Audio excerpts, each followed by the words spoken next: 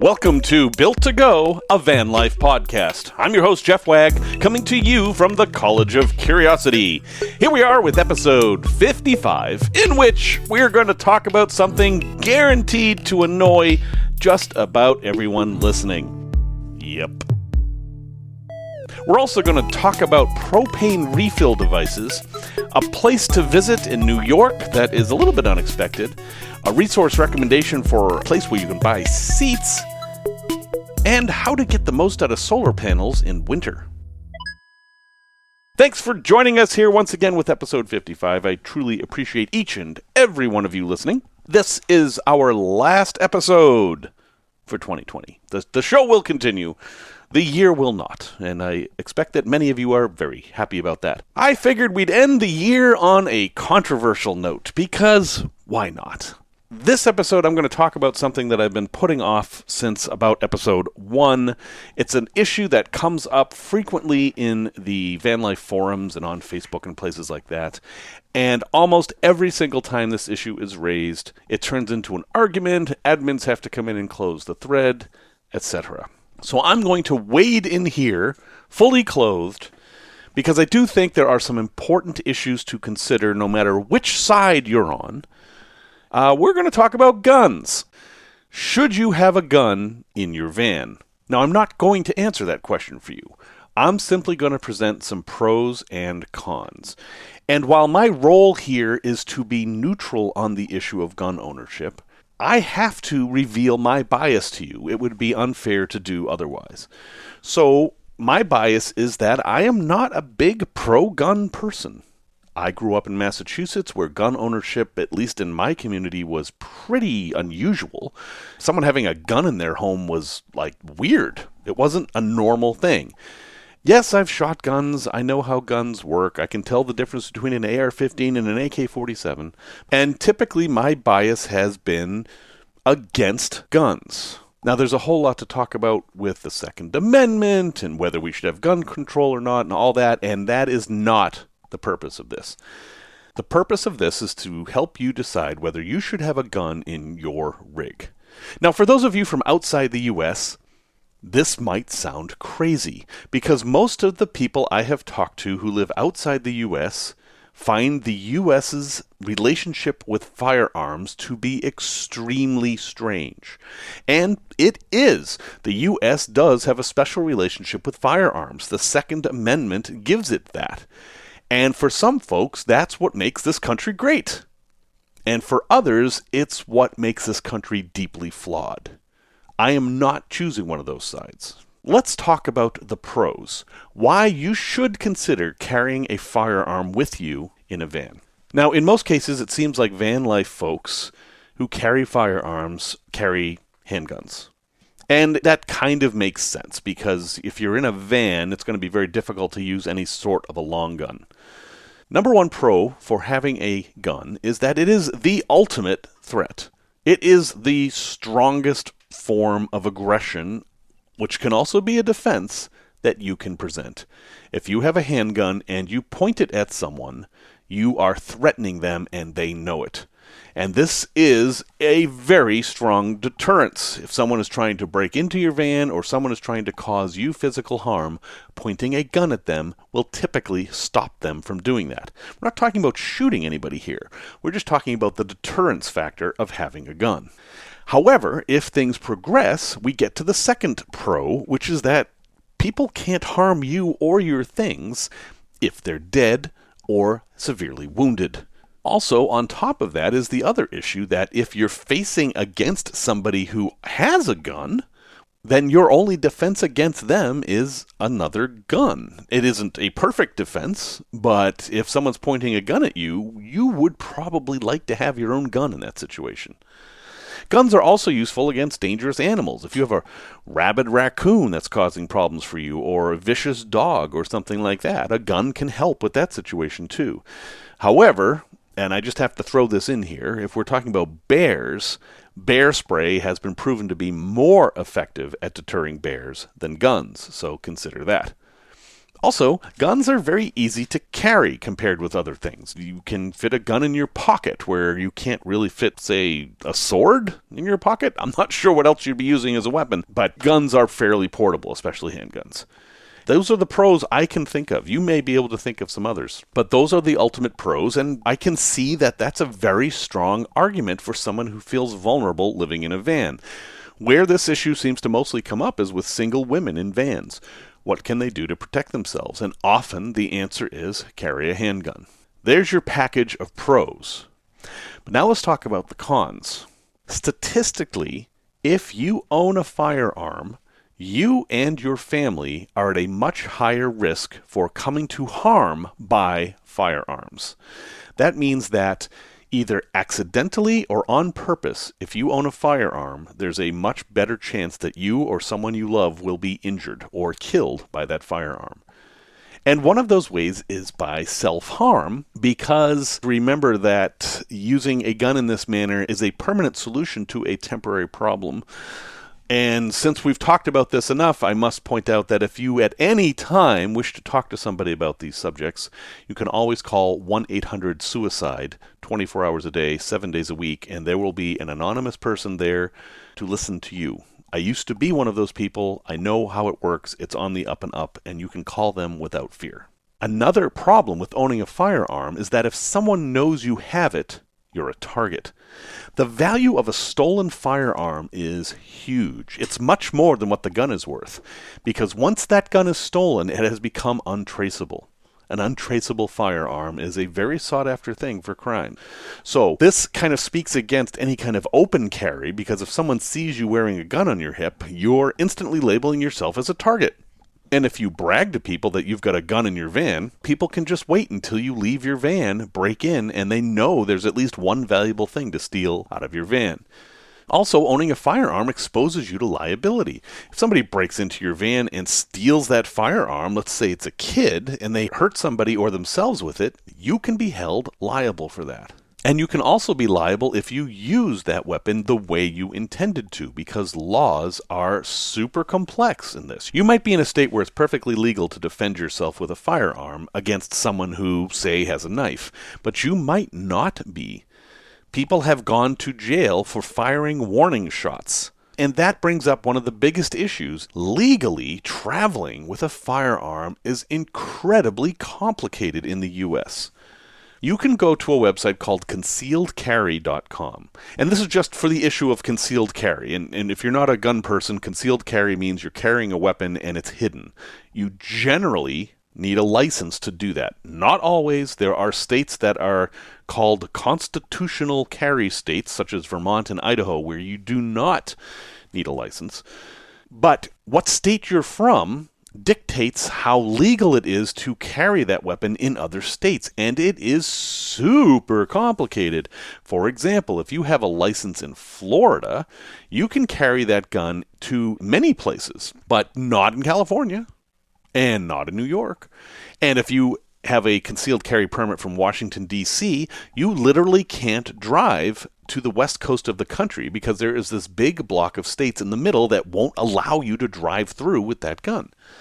And it's much more complicated than I've even just stated, because if you own a concealed carry license in New York State, it doesn't count in New York City. So you say you'll just get one in New York City. Well, that's fine, but it doesn't count for the rest of the state. And if you want to go to Canada, first off, they don't allow handguns.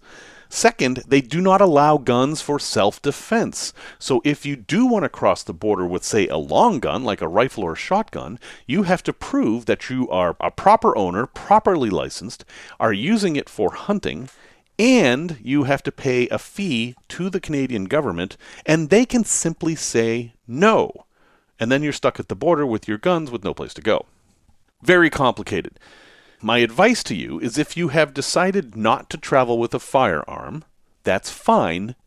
Don't tell anyone. Let people assume what they want, but never reveal the fact that you're traveling without a firearm. And if you want to travel with a firearm, never tell anyone that. There's no reason to make yourself a target. And if you do want to travel from state to state with a firearm, spend a whole lot of time reviewing the laws, because they are complicated and detailed. And for example, some states you have to inform police that you have a firearm. In some states you don't. In some states that weapon has to be locked separate from the ammo in the back of the vehicle. In other states it doesn't. And so on and so on. It is very, very complex. And lastly, please get some safety training, learn how the weapon works, learn how to take it apart, put it together, how to make it safe, how to aim, and how to hit only the things you're aiming at. Imagine getting the keys to your first car without ever having a driver's license. You wouldn't do that. Don't do it with a gun either. Obvious question. Do I have a gun, and do I have a gun in my van when I travel? And the answer is, you will never know unless you absolutely need to, and I get to decide whether you need to or not. Now, what alternatives are there to firearms? Let's say that you like the idea of having a gun, but you don't want to deal with all these legal issues. Well, there are some devices that have fewer legal issues, but not none. Again, I'm not a lawyer. Taking legal advice from me would be a very foolish thing to do. But taking the advice that you should do your own legal research, I think that's pretty solid. So even though these things I'm about to mention have fewer issues, they still have issues. One is a fake gun. You can buy replica guns, and if the main use of a gun is deterrence, a fake gun is going to give you that. But it might not always be legal. And you still could have problems with police. The police may see you with your fake gun, and they don't know it's fake, and, well, then you have to deal with trained people with guns who are not on your side at that moment.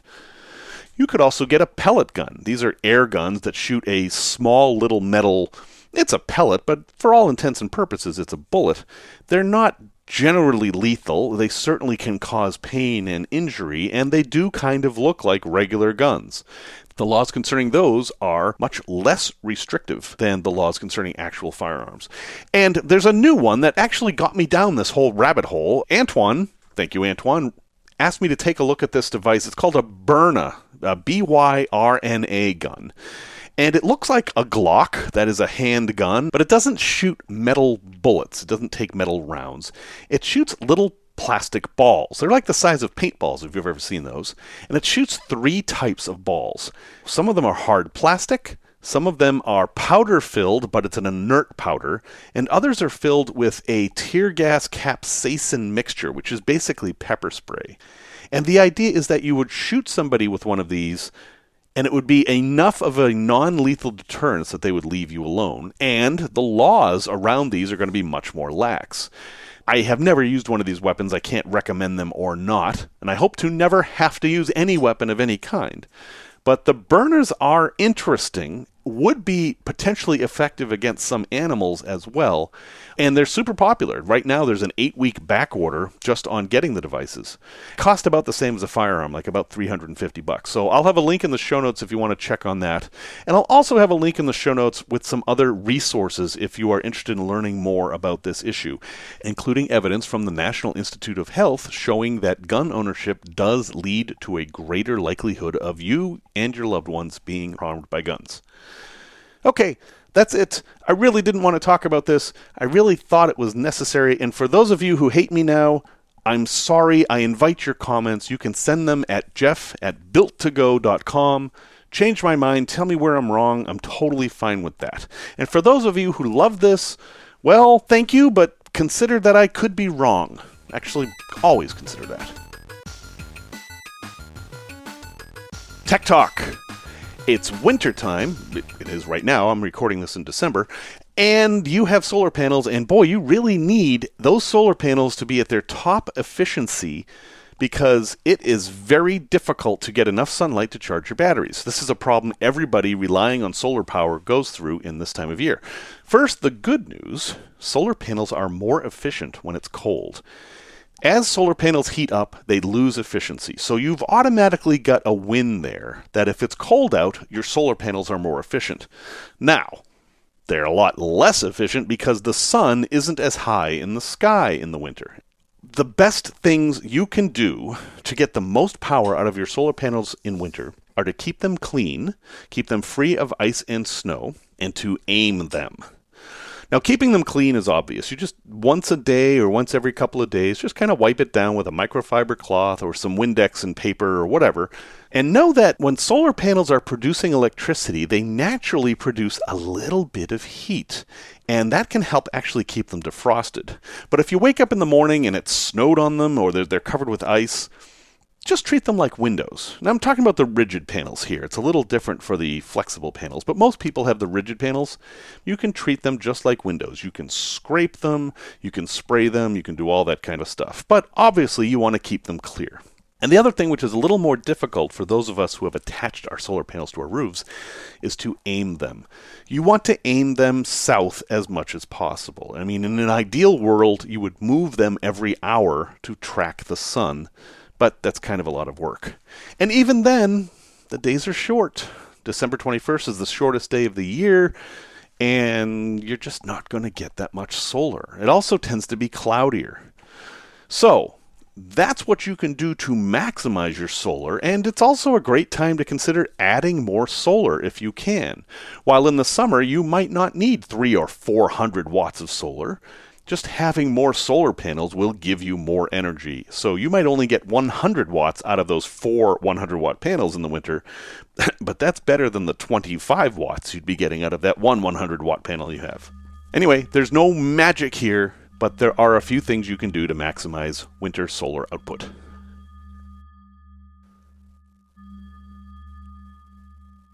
Let's do a product review. This one is another controversial thing. I might as well throw it in here with all the gun talk.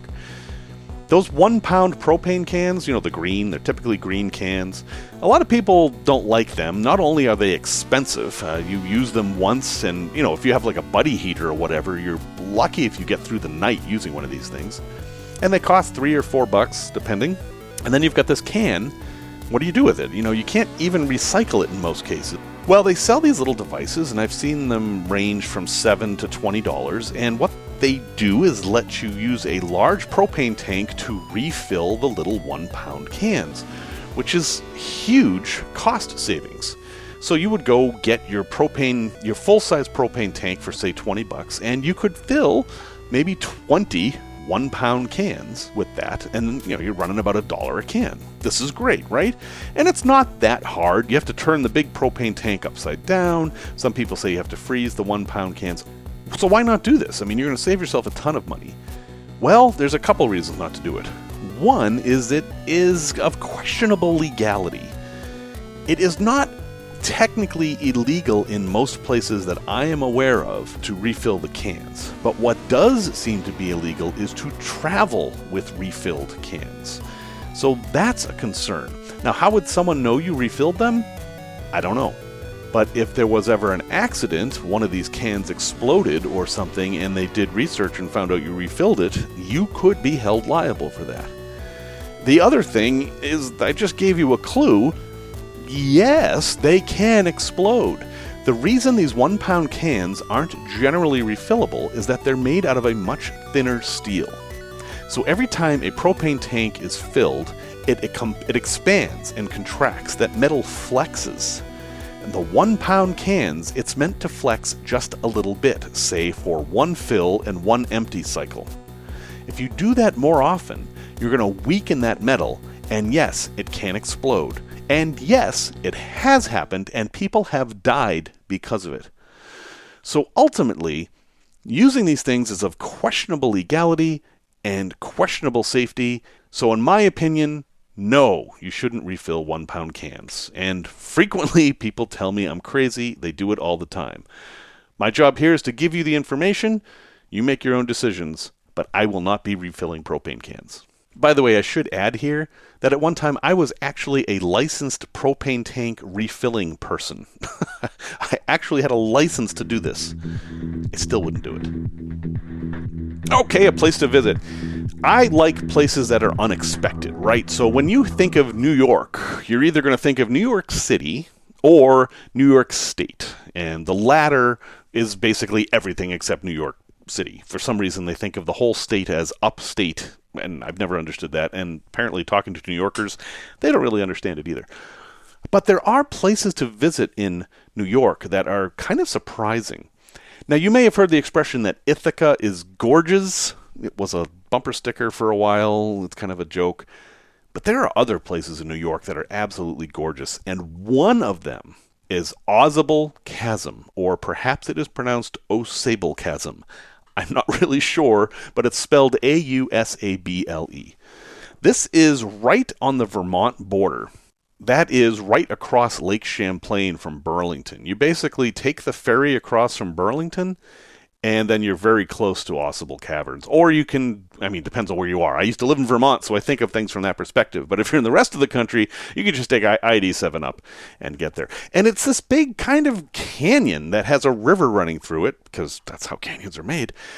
And it's beautiful. And it's been a tourist area for hundreds of years, and has an amazing history as a tourist destination. There's all kinds of hiking all along the edges of this beautiful chasm. Think of like a little Grand Canyon, but covered with trees. And not only that, and don't hate me for this, because I know these things aren't popular, but it's also covered with pigeons. And the reason I'm excited about that is that these are not your city pigeons. These are pigeons living how pigeons are supposed to live. They're rock doves, which is what pigeons are called, but they're living in the rocks. Pigeons evolved to live on cliffs, which is kind of why they do well in cities. But here, in Ausable Chasm, they're actually living in the cliffs like they're supposed to, and they don't bother people. They're not picking at trash. They're living their natural pigeon lives. And it's kind of cool. You can also take a boat ride down the chasm, which is kind of amazing. It's not like white water or anything, but it's very narrow, and the boats are wooden, and they used to be towed by ropes, and it's this whole experience. And there's also the story about this guy who jumped over the chasm with a horse.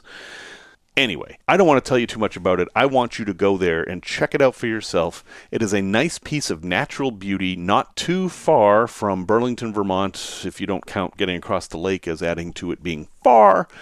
And it's absolutely gorgeous and a great place to visit if you're traveling in the New York area in your van. Also nearby is an underground railroad museum at an actual underground railroad site. So you might as well check that out too, because it's right in the area.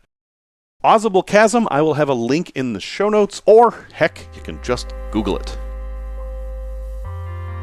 I have a resource recommendation for you. It is not one that I have used, but it is one that I have looked at many times, and I think you should know about it if you're looking at building out a van.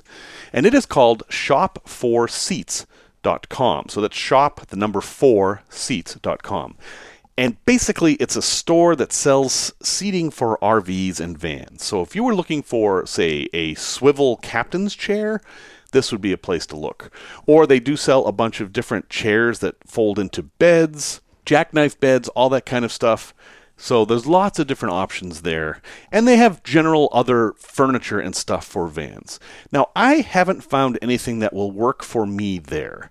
The beds they sell tend to be short. For example, they might be 62 inches by 62 inches, and I'm 72 inches tall, so I don't think that's going to work.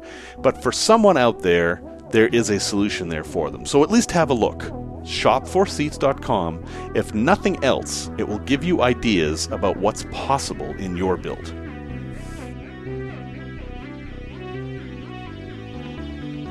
Tales from the road. Okay, this one is a little bit of a brag. Since this has been a difficult episode for me to record, I'm just throwing this out there because I think it's a fun story. So way back in the dark ages of, say, 2006, I helped run a conference in Las Vegas called The Amazing Meeting, which was a conference put on by James the Amazing Randi and his foundation. It was a critical thinking conference, very pro-science, very much about evidence and facts, and as such, we invited the Mythbusters to come to our conference, and they humbly agreed. Now, if you're not familiar with the Mythbusters, they had a long-running TV show in which they would explore myths and see if they were true or not by trying to reproduce whatever happened in the myth. For example, there was a story about a guy who attached rockets to his car and flew off and smashed into a cliff and killed himself. So, of course, they actually did that, at least the first part. In fact, they did it twice. At any rate, Adam Savage and Jamie Heineman and Carrie Byron and several of the other cast members came to our conference, and I had the job of picking them up at the airport in Las Vegas. I was honored to be actually able to meet these people, but I was also a little nervous because I didn't know what to expect. But when I found them at the airport, coming down the big escalator that's at McCarran, if you're familiar with Vegas, you know exactly what I'm talking about. They looked just like they did on the show, and I found out it's because they had come directly from shooting an episode to the airport. So it was just like they walked off the TV set. In fact, the episode they were filming was the one where they shot bullets into the air to see how they would land. At that point, I realized I was in trouble because I recognized them, and so did almost everybody else in the baggage claim. And people were starting to point and gather around, and I was like, oh no, these people have been working all day, and they're my responsibility, and they're about to get mobbed, and we still have to get their luggage, and So I had an assistant with me, and I said, go with her, she'll take you to the van, and I will gather your luggage and get you guys out of here. And Jamie said, no. It's okay. And then Adam agreed and saw the people coming towards him and raised his hand and said, hi, folks, we'd really like to meet all of you. Why don't you form a line and we can greet you? And they created this little meet and greet session with the Mythbusters in the baggage claim of the airport. Totally impromptu. They are great, great folks. But Carrie was kind of the star of the show in many ways because she was a bit different than the other two nerdy guys. She seemed more like a normal person. Sorry, Adam and Jamie, but I know you know what I mean. Everybody was attracted to her. It was just a thing. Carrie was everybody's crush, and I was no exception. And after all the hullabaloo, when we finally got them in the van and got their luggage, I'm driving them back to the hotel, which was the Stardust, if you can believe that. And I hear Carrie behind me say, very affectionately, I love you, and I always want to be with you. And for a split second, I was like, what? Whoa! And a whole world of possibilities flooded through my brain. And then, reality just set in. No, she couldn't possibly be talking about me. And that was proven by the next word she said, which was, I love you, and I'll see you in a couple of days. Click, as she closed her clamshell cell phone, on which she was having a conversation with her fiancé. So, yeah, that was the end of my millisecond relationship with a famous Mythbuster. But I have to say, Adam and Jamie and Carrie and the rest of them were fantastic folks to have at our conference, and Adam really enjoyed it, and he came back for several years. It's rare that you meet TV people and they're just like they seem to be on TV, but these folks really were as nice as they seem on that show. And boy, I was honored and privileged to have worked with them ever so briefly. Van news. We haven't done any news for a bit, and there have been a couple of things worth talking about. The first thing that happened most recently, of course, was the incident in Nashville on Christmas where someone in an RV, it looks like, blew themselves up in a deserted downtown area of Nashville. And this has had an impact on some folks traveling in vans. There have now been several other incidents around the country where police and bomb squads have stopped vans for suspicious activity. Now, so far as I know, none of them have turned out to be anything. But the fact of the matter is that vans are now under more scrutiny than they used to be, which could be a problem. So if you're out there stealth camping and parking in places that there usually isn't a van parked in, you might want to be a little bit more aware of your surroundings. You're under more scrutiny now. It's unfortunate, but that's a reality that we have to face. Another news item that's been around is that a person identified as a travel blogger, her name is Esther Dingley, she has gone missing. She was hiking in the Pyrenees, which is what she did, it's what she wrote about, and she just disappeared. And now there's a lot of concern because it's snowing in the area, and she's been missing now for nearly a month. There were reports that someone had seen somebody else driving her van, but we don't really know the situation. So if she was somebody you followed or knew about and you were wondering why she hasn't published anything recently, it's because she's missing. So hopefully she'll be found okay. We just don't know what happened yet. And maybe a nice story to end the podcast with for this year. In Ottawa, Kansas recently, police were called to investigate a woman walking down the highway. It was a welfare check. Nobody thought she was a threat or anything. They just were concerned for her safety. And after finding out the woman's situation, the Franklin County Sheriff's Office made arrangements to give her a free van and even paid her insurance and taxes for the year. And it was just because this woman was struggling and just needed this one little thing to get her back on her feet. So now that she has the van, she can take her kids out and she doesn't have to walk down the highway in freezing temperatures. I'm glad that we can end this with a nice thing that people did for one another, because if there's anything we need after this year that we've just been through, it's a bit more kindness. Well, thank you very much for listening not only to this past episode, but to all the episodes of this year. I'm planning bigger and better things for next year, and I hope they meet with your approval. Music, as always, is by Simon Wagg. And remember, until next time, the immortal words of Emily Dickinson. Hope is the thing with feathers that perches in the soul and sings the tune without the words and never stops at all.